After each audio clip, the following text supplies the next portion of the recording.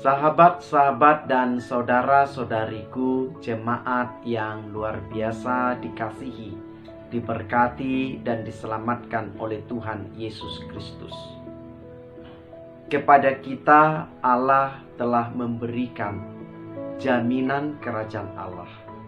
Dan kepada kita Allah telah memberikan jaminan rohnya, Roh Kudus dicurahkan agar kita terus berhikmat di dalam hidup ini.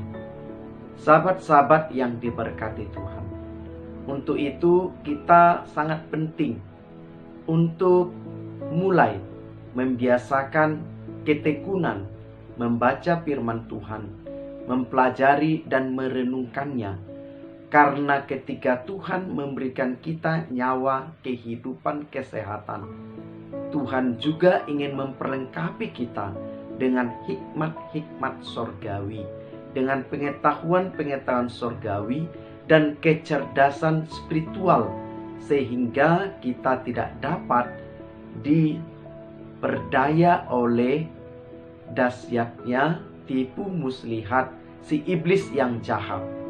Sahabat-sahabat diberkati Tuhan, marilah kita sesaat ini mendengar, merenung dan mempelajari firman Tuhan, yaitu dari 1 Yohanes 4 ayat 2. Demikian firman-Nya. Demikianlah kita mengenal Roh Allah. Setiap roh yang mengaku bahwa Yesus Kristus telah datang sebagai manusia berasal dari Allah. Demikian firman Tuhan, sebagaimana dikatakan oleh Tuhan Yesus Kristus, bahwa sebenarnya orang yang berbahagia itu ialah orang yang mendengarkan firman Allah dan memeliharanya dalam bentuk mempraktekkan, mengimani, dan mempengharapkan firman itu dalam dirinya. Saudara-saudari, kita bisa menjadi bahagia. Kita bisa memutuskan, memilih, menetapkan kita berbahagia dengan keterbatasan kita karena Roh Allah ada dan bekerja di dalam kita. Saudara-saudari yang dikasihi Tuhan, kasih Tuhan dinyatakan kepada kita melalui Yesus Kristus. Bahkan Tuhan mengasihi saudara dengan amat dahsyat, dengan amat sungguh-sungguh, dengan amat total, yaitu Ia mati di kayu salib. Maka pengalaman pengenalan kasih Allah ini hanya dapat kita terima, dapat kita pahami jika Roh Allah ada di dalam kita. Kesaksian kita tentang kasih Kristus yang dahsyat, hebat, mulia ini adalah sebentuk kesaksian dari Roh Allah. Sahabat-sahabat yang diberkati Tuhan, di tengah-tengah dunia ini banyak kesaksian-kesaksian, banyak tampilan-tampilan yang menarik, yang menggoda, bahkan yang membuat kita bisa tidak sanggup membedakan yang palsu dan yang asli.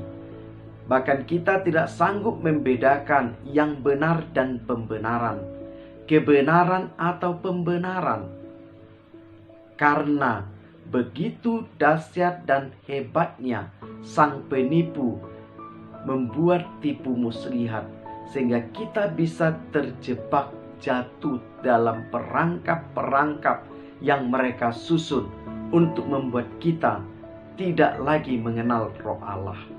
Oleh karena itu penulis Yohanes memulai dari 1 Yohanes 4 ayat 1 dengan kata, ujilah setiap roh. Maka untuk dapat menguji setiap roh, kita membutuhkan hikmat. Agar kita beroleh hikmat dari Tuhan, kita membutuhkan ketekunan belajar, ketekunan dekat dengan Tuhan, ketekunan mendengar suara Tuhan lebih banyak daripada mendengar suara-suara dunia ini, terlebih suara-suara keinginan kita. Untuk itu saudara-saudariku, keakraban, kedekatan dengan firman Tuhan membuat kita menjadi terang benderang dan jelas mengenali roh Allah, roh kebenaran, dan mengenali tipu muslihat si jahat. Sahabat-sahabat yang diberkati Tuhan, ketika ada tawaran keuntungan, ketika ada tawaran kesuksesan, ketika ada tawaran kekuasaan, kesempatan-kesempatan untuk maju dan menang, seringkali di sana hadir yang bukan roh Allah. Seringkali di sana hadir pembungkus-pembungkus yang datang dari roh-roh dunia ini, sehingga kita oleh tawaran-tawaran kemenangan, kesuksesan, keuntungan tersebut membuat kita lupa menguji lebih dahulu. Untuk itu dikatakan oleh firman Tuhan hari ini kepada kita, agar kita menguji segala sesuatu lebih dahulu.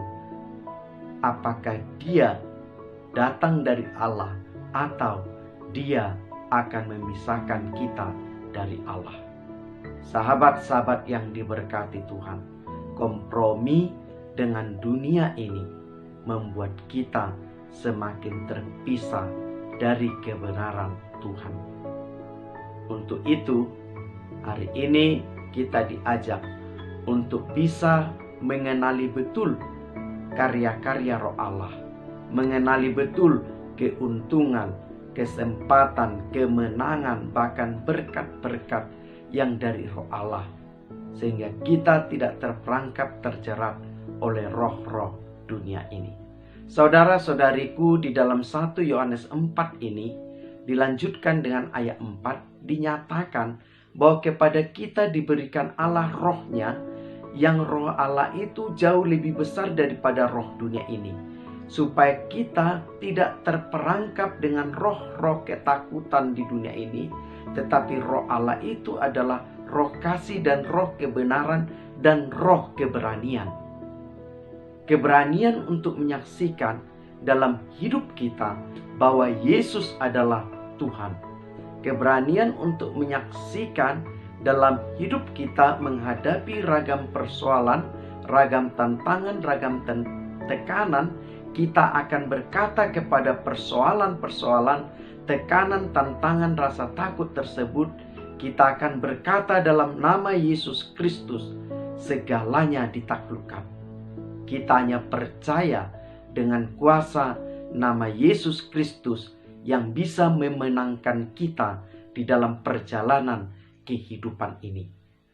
Maka ketika roh Allah bekerja di dalam kita, kepada kita diberikan kekuatan baru meyakini bahwa hidup kita adalah hidup yang disertai oleh Tuhan, hidup yang diberkati dan dipelihara oleh Tuhan, dan hidup kita ini bukan lagi milik kita sendiri.